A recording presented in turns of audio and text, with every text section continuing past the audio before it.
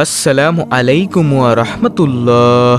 প্রিয় দর্শক, আজকের ভিডিওতে আমি আপনাদেরকে এমন 10টি আমলের কথা বলবো যে সহজ 10টি আমল করলে মিজানের পাল্লা অনেক ভারী হবে এবং আমলনামা ডান হাতে আসবে ইনশাআল্লাহ। আজকে সে আমল সম্পর্কেই আপনাদেরকে জানাবো। প্রিয় দর্শক, মিজানের পাল্লা ভারী করার চমৎকার 10টি আমল মুমিন মুসলমানদের জন্য খুবই গুরুত্বপূর্ণ। এই 10টি আমলের গুরুত্ব অনেক বেশি, যে আমলগুলোর বিনিময়ে আল্লাহ তাআলা মুমিন বান্দার আমলনামায় অগণিত সওয়াব দান করবেন। মিজানের পাল্লায় তা হবে 7 আসমান ও 7 জমিনের চেয়ে বেশি ওজন। তাই আমি বিশ্বাস করি, যারা আমলকে ভালোবাসে, যারা আল্লাহ তাআলাকে ভালোবাসে, যারা নবীজি সাল্লাল্লাহু আলাইহি ওয়াসাল্লামকে ভালোবাসে এবং পরকালকে ভয় করে, তারা আজকের ভিডিওটি সম্পূর্ণ দেখবে এবং এইখান থেকে এই আমলগুলো শিখে পরবর্তীতে সেও এই আমলগুলো করবে ইনশাআল্লাহ। তো প্রিয় দর্শক, আপনাদের কাছে আমার একটি অনুরোধ, ভিডিওটি শেষ পর্যন্ত দেখুন, তাহলে আপনি আমলটি সম্পর্কে বুঝতে পারবেন। দর্শক, হাদিসের একাধিক বর্ণনায় উঠে আসা চমৎকার সেই 10টি আমল হলো: নম্বর 1, সকাল সন্ধ্যায় লা ইলাহা ইল্লাল্লাহ জিকির করা। যে ব্যক্তি সকাল সন্ধ্যায় লা ইলাহা ইল্লাল্লাহ জিকির করবে, তার আমলনামার পাল্লা 7 আসমান ও 7 জমিনের চেয়ে বেশি ভারী হবে। সুবহানাল্লাহ, তার জন্য জান্নাত হবে সুনিশ্চিত। হাদিস শরীফে এসেছে, হযরত আব্দুল্লাহ ইবনে আমর ইবনে আস রাদিয়াল্লাহু তাআলা আনহু বর্ণনা করেন, রাসূলুল্লাহ সাল্লাল্লাহু আলাইহি ওয়াসাল্লাম বলেছেন, আল্লাহর নবী নূহ আলাইহিস সালাম মৃত্যুর সময় তার ছেলেকে এ বলে ওসিয়ত করেছেন যে 2টি জিনিসের আমল করবে আর 2টি জিনিস থেকে বিরত থাকবে। আমলের আদেশ ছিল লা ইলাহা ইল্লাল্লাহ এর জিকির করা। মনে রেখো, যদি 7 আসমান ও 7 জমিন এক পাল্লায় রাখা হয় আর অপর পাল্লায় লা ইলাহা ইল্লাল্লাহ রাখা হয়, তবে লা ইলাহা ইল্লাল্লাহ এর পাল্লা ভারী হবে। সুবহানাল্লাহ। যদি 7 আসমান ও 7 জমিন একটি অবিচ্ছেদ্য গোলাকার বৃত্ত হতো, তাহলে লা ইলাহা ইল্লাল্লাহ ও সুবহানাল্লাহি ওয়া বিহামদিহি সবকিছুকে চূর্ণ বিচূর্ণ করে ফেলত। ইহা প্রতিটি জিনিসের দোয়া এবং এর মাধ্যমেই সৃষ্টিরাজি রুজি পেয়ে থাকে। আর তোমাকে নিষেধ করি শিরক ও অহংকার থেকে। মুসনাদ আহমদ ও বুখারী শরীফের হাদিস। আরেকটি হাদিসে আছে, হযরত আনাস রাদিয়াল্লাহু তাআলা আনহু বর্ণনা করেন, রাসূলুল্লাহ সাল্লাল্লাহু আলাইহি ওয়াসাল্লাম বলেছেন, কিয়ামতের দিন আল্লাহ তাআলা বলবেন, হে মুহাম্মদ সাল্লাল্লাহু আলাইহি ওয়াসাল্লাম, সৃষ্টির মধ্য থেকে আপনার উম্মতের মধ্যকার এমন ব্যক্তিকে নিয়ে জান্নাতে প্রবেশ করান, যে ব্যক্তি একদিন হলেও ইখলাসের সঙ্গে এ সাক্ষ্য দিয়েছেন যে আল্লাহ ছাড়া কোনো ইলাহ নেই এবং সে এর উপর মৃত্যুবরণ করেছে। মুসনাদ আহমদ। তাহলে 10টি আমলের মধ্য থেকে এই হলো প্রথম নম্বর আমল, অর্থাৎ লা ইলাহা ইল্লাল্লাহ জিকির করা। প্রিয় দর্শক, মিজানের পাল্লা ভারী করার চমৎকার 10টি আমলের মধ্য থেকে দ্বিতীয় নম্বর আমলটি হলো আলহামদুলিল্লাহ বলা। আলহামদুলিল্লাহ শব্দের অর্থ সমস্ত প্রশংসা মহান আল্লাহর জন্য। যে কোনো উত্তম, আনন্দময় ও শুভ খবরে ভালো কিছুর জন্য এটি বলা হয়ে থাকে। পছন্দনীয় কিছু দেখলে বা শুনলে আলহামদুলিল্লাহ বলতে হয়। হাদিসে আছে, আল্লাহর মহত্ব বর্ণনা ও প্রশংসার জন্য আলহামদুলিল্লাহর চেয়ে উত্তম বাক্য আর নেই। তিরমিজি শরীফের হাদিস। হাদিসে আলহামদুলিল্লাহকে সবচেয়ে উত্তম দোয়া বলা হয়েছে। মহানবী সাল্লাল্লাহু আলাইহি ওয়াসাল্লাম বলেছেন, সর্বোত্তম ফজিলতপূর্ণ বাক্য হলো লা ইলাহা ইল্লাল্লাহ এবং সর্বোত্তম দোয়া হলো আলহামদুলিল্লাহ। হাদিসটি রয়েছে তিরমিজি শরীফে। মহানবী সাল্লাল্লাহু আলাইহি ওয়াসাল্লাম আরও বলেছেন, আলহামদুলিল্লাহ আমলের পাল্লা পূর্ণ করে দেয়, আর সুবহানাল্লাহ ও আলহামদুলিল্লাহ শব্দ দুটি আসমান ও জমিনের খালি জায়গা পূর্ণ করে দেয়। মুসলিম শরীফের হাদিস। তাই যে কোনো অবস্থাতেই থাকেন না কেন প্রিয় দর্শক, আলহামদুলিল্লাহ এই জিকিরটি অব্যাহত রাখুন। সুপ্রিয় দর্শক, মিজানের পাল্লা ভারী করার চমৎকার 10টি আমলের মধ্য থেকে তৃতীয় নম্বর আমলটি হল সুবহানাল্লাহি ওয়া বিহামদিহি সুবহানাল্লাহিল আজিম জিকির করা। আবু হুরায়রা রাদিয়াল্লাহু তাআলা আনহু থেকে বর্ণিত হাদিসে রাসূল সাল্লাল্লাহু আলাইহি ওয়াসাল্লাম বলেন, 2টি বাক্য এমন রয়েছে যা বলা সহজ, আমলের পাল্লায় অনেক ভারী আর আল্লাহর কাছেও অধিক পছন্দনীয়। সেটি হলো সুবহানাল্লাহি ওয়া বিহামদিহি সুবহানাল্লাহিল আজিম। বুখারী শরীফের হাদিস, হাদিস নম্বর 6406। প্রিয় দর্শক, মানুষের এখন নানা ধরনের ব্যস্ততা, কাজের ভিড়ে নিয়মিত নফল ইবাদত করা হয়তো অনেকের সম্ভব হয় না, কিন্তু যে কোনো মুহূর্তে আল্লাহর প্রশংসায় তার জিকির করা অনেক সহজ।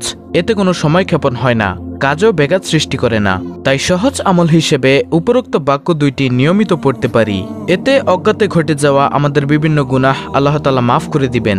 আপনি রাস্তা দিয়ে হাঁটছেন, বসে আছেন, শুয়ে আছেন, কোনো কাজ নেই, যে কোনো অবস্থাতেই থাকেন না কেন প্রিয় দর্শক, সুবহানাল্লাহি ওয়া বিহামদিহি সুবহানাল্লাহিল আজিম এই জিকিরটি অব্যাহত রাখুন। তারপরে মিজানের পাল্লা ভারী করার চমৎকার 10টি আমলের মধ্য থেকে 4র্থ নম্বর আমলটি হলো সৎ চরিত্রবান হওয়া। প্রিয় নবী সাল্লাল্লাহু আলাইহি ওয়াসাল্লামের যে গুণ বর্ণনায় কোরআনুল কারিমে আল্লাহ তাআলা আয়াত নাজিল করেছেন তা হলো সৎ চরিত্র বা মহান চরিত্র। যে চরিত্রে থাকবে না কোনো গুনাহের চিন্তা। প্রিয় নবী সাল্লাল্লাহু আলাইহি ওয়াসাল্লামকে লক্ষ্য করে মহান আল্লাহ তাআলা ঘোষণা দেন, আর নিশ্চয়ই আপনি মহান চরিত্রের অধিকারী। কিয়ামতের ময়দানে এই উত্তম চরিত্রের লোকদের আমলনামা হবে 7 আসমান ও 7 জমিনের চেয়ে ভারী। সুবহানাল্লাহ। এই সৎ চরিত্রের সংক্ষিপ্ত পরিচয় হলো হালাল গ্রহণ করা, হারাম বর্জন করা, নিজ পরিবারের স্ত্রী, সন্তান, বাবা মা ও ভাই বোনদের সঙ্গে উত্তম ও উদার ব্যবহার করা। তাহলে এটি গেল 4র্থ নম্বর আমল, অর্থাৎ সৎ চরিত্রবান হওয়া। তারপরে প্রিয় দর্শক, মিজানের পাল্লা ভারী করার চমৎকার 10টি আমলের মধ্য থেকে 5ম নম্বর আমলটি হলো নাবালক সন্তানের মৃত্যুতে ধৈর্য ধারণ করা। অল্প বয়সে মৃত্যুবরণকারী সব শিশুই তার বাবা মা ও আত্মীয় স্বজনের জন্য হবে নাজাতের উসিলা, পরকালের আরাম লাভের অনুষঙ্গ এবং সুপারিশকারী, আর দুনিয়াতেও হবে সম্পদের অধিকারী। এ কারণেই নাবালক সন্তানের মৃত্যুতে বেশি বেশি দোয়া করতে বলেছেন বিশ্বনবী সাল্লাল্লাহু আলাইহি ওয়াসাল্লাম। তাহলে গেল 5ম নম্বর আমল, অর্থাৎ নাবালক সন্তানের মৃত্যুতে ধৈর্য ধারণ করা। তারপরে প্রিয় দর্শক, মিজানের পাল্লা ভারী করার চমৎকার 10টি আমলের মধ্য থেকে 6ষ্ঠ নম্বর আমলটি হলো নিজের জন্য দোয়া করার পর যারা মুমিন মুসলমান নারী পুরুষের জন্য এভাবে দোয়া করবে। দোয়াটি হলো আল্লাহুম্মা গফির লিল মুমিনিনা ওয়াল মুমিনাত। পবিত্র কোরআনুল কারিমে আল্লাহ তাআলা প্রিয় নবী সাল্লাল্লাহু আলাইহি ওয়াসাল্লামকে মুমিন মুসলমানদের জন্য এভাবে দোয়া করতে নির্দেশ দিয়েছেন।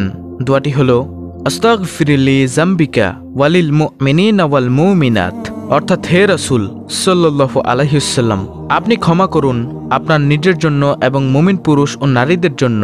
সূরা মুহাম্মদ আয়াত নম্বর 19। তাহলে গেল 6ষ্ঠ নম্বর আমল, নিজের জন্য দোয়া করার পর মুমিন মুসলমান ও নারী পুরুষের জন্য দোয়া করা। তারপরে প্রিয় দর্শক, মিজানের পাল্লা ভারী করার চমৎকার 10টি আমলের মধ্য থেকে 7ম নম্বর আমলটি হলো কেউ মারা গেলে জানাজায় অংশগ্রহণ করা। জানাজায় অংশগ্রহণে রয়েছে অনেক অনেক সওয়াব। এ কল্যাণ বর্ণনায় হাদিসে উঠে এসেছে, হযরত আবু হুরায়রা রাদিয়াল্লাহু তাআলা আনহু বর্ণনা করেন, নিশ্চয়ই রাসূলুল্লাহ সাল্লাল্লাহু আলাইহি ওয়াসাল্লাম বলেছেন, যে ব্যক্তি কোনো মৃত মুসলিম ব্যক্তির জানাজায় ঈমানের সঙ্গে সওয়াবের আশায় শরীক হয় এবং জানাজা ও দাফন পর্যন্ত থাকে, সে ব্যক্তি 2 কেরাত নেকি পাবে, আর প্রতি কেরাত নেকি হচ্ছে উহুদ পাহাড়ের সমান। সুবহানাল্লাহ। আর যে ব্যক্তি জানাজা পড়ে দাফনের আগে ফিরে যাবে, সে ব্যক্তি 1 কেরাত নেকি নিয়ে বাড়ি ফিরবে। বুখারী ও মুসলিম শরীফের হাদিস। তারপরে প্রিয় দর্শক, মিজানের পাল্লা ভারী করার চমৎকার 10টি আমলের মধ্য থেকে 8ম নম্বর আমলটি হলো সদকা করা। দান সদকা করা, তা একটি খেজুর কিংবা একটি খেজুরের গাছ হলেও। হাদিস শরীফে এসেছে, রাসূলুল্লাহ সাল্লাল্লাহু আলাইহি ওয়াসাল্লাম বলেছেন, খেজুরের একটি অংশ দান করে হলেও তোমরা জাহান্নামের আগুন থেকে বেঁচে থাকার চেষ্টা করো। বুখারী ও মুসলিম শরীফের হাদিস। তাহলে এটি গেল 8ম নম্বর আমল, সদকা করা। তারপরে প্রিয় দর্শক, চমৎকার 10টি আমলের মধ্য থেকে 9ম নম্বর আমলটি হলো রাগ না করা। দুনিয়ার স্বার্থের ঊর্ধ্বে উঠে নিজেদের রাগ থেকে বিরত থাকা। এ রাগ করা হবে মহান আল্লাহর জন্য, দুনিয়ার কোনো স্বার্থে নয়। তবেই এ রাগ পরকালের আমলনামায় কয়েক গুণ ভারী হবে। হাদিস শরীফে এসেছে, হযরত আবু হুরায়রা রাদিয়াল্লাহু তাআলা আনহু বর্ণনা করেন, এক ব্যক্তি রাসূলুল্লাহ সাল্লাল্লাহু আলাইহি ওয়াসাল্লামকে বলল, আমাকে কিছু উপদেশ দিন। তখন রাসূলুল্লাহ সাল্লাল্লাহু আলাইহি ওয়াসাল্লাম বললেন, রাগ করো না। লোকটি বারবার নবীজির কাছে উপদেশ চায়, আর নবীজি সাল্লাল্লাহু আলাইহি ওয়াসাল্লাম বললেন, রাগ করো না। বুখারী শরীফের হাদিস।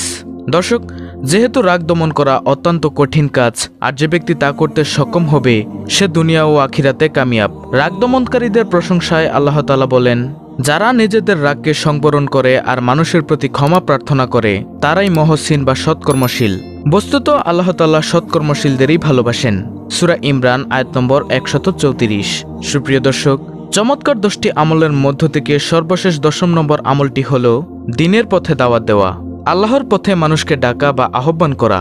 যে ব্যক্তি মানুষকে মহান আল্লাহ তাআলার পথে ডাকে বা আহ্বান করে, সে ব্যক্তির আমলনামা হবে 7 আসমান ও 7 জমিনের চেয়েও ভারী।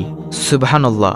প্রিয় দর্শক, সুতরাং মুমিন মুসলমানের উচিত উল্লেখিত চমৎকার 10টি আমল যথাযথভাবে পালন করা এর বিনিময়ে মহান আল্লাহ তাআলার কাছে দুনিয়ার সফলতা ও পরকালের চূড়ান্ত মুক্তির চেষ্টা করা। তো প্রিয় দর্শক, এই হলো মোট 10টি আমল। আল্লাহ তাআলা মুসলিম উম্মাহকে উল্লেখিত আমলগুলো যথাযথভাবে পালন করার তৌফিক দান করুন। আমিন।